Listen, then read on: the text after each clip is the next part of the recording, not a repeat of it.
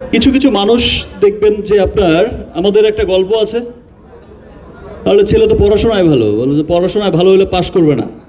এবার পাশও করেছে, এবার বলে যে পাশ করেছে চাকরি পাবে না, বলে চাকরিও পেয়েছে, চাকরি পাবে বেতন পাবে না। বেতনই তো বেতনও পেয়েছে, সব কিছুই তো ভালো, শেষমেশ বলে যায় বেশি ভালো ভালো না।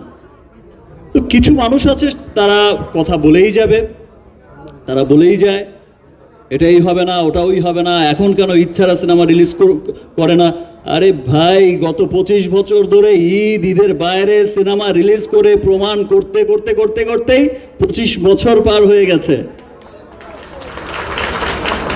এখন বিষয়টাকে আমি আর প্রমাণের মধ্যে দেখি না যে আমাকে আর কিছু প্রমাণ করতে হবে।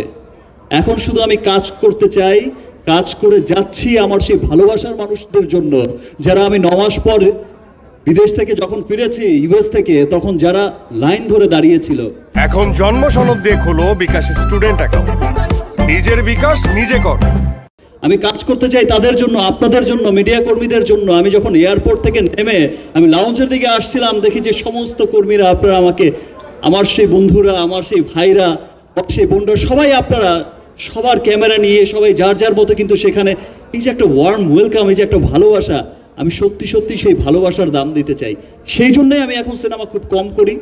আমি চেষ্টা করছি যে খুব ভালো ভালো বেছে বেছে সিনেমা করতে।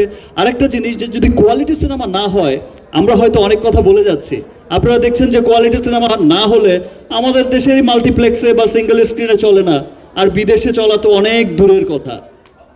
একটা ইংলিশ সিনেমার পাশে, একটা হলিউডি সিনেমার পাশে আমার সিনেমাটাকে স্থান দেবে, এটা কোয়ালিটি লাগবে। তো দ্যাটস ওয়াই ভালো কোয়ালিটির সিনেমা করে যাচ্ছি। ইচ্ছারাও সামনে ছবি রিলিজ হচ্ছে, আগামীতে দরদ রিলিজ হচ্ছে, সেটা ইচ্ছারা আছে। আরেকটা সিনেমারও প্ল্যান হয়েছে, সেটাও ইচ্ছারা। তো ইচ্ছারা এটা কোনো ব্যাপার না।